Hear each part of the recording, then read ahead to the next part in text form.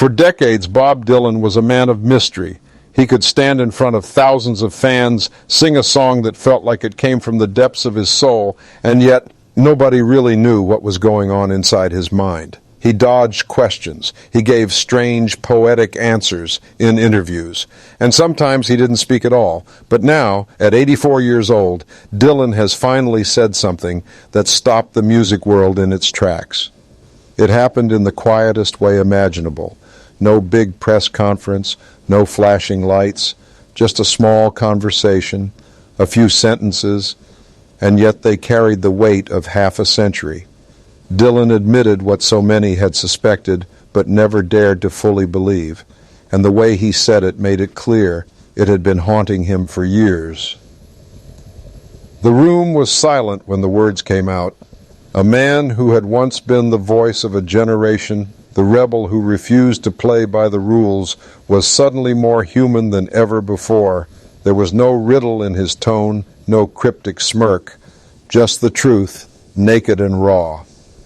To understand why this moment mattered so much, we have to go back to the smoky coffee houses of Greenwich Village, back to the days when Dylan was just a skinny kid with a guitar and an untamed vision.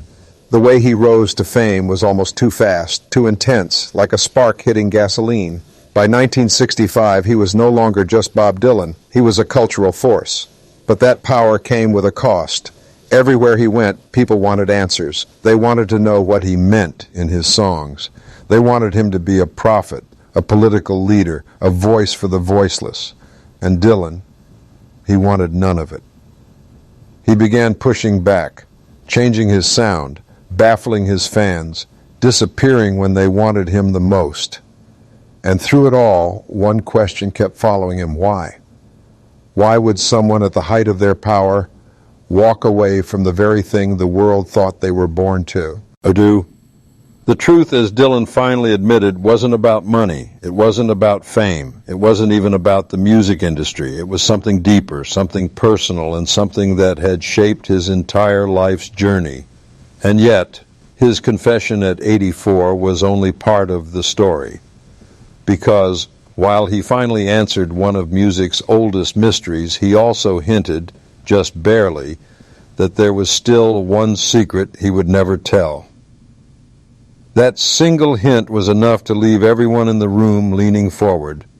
If Dylan had carried this truth for more than 60 years, what else was he still hiding? And was he finally ready to tell it all?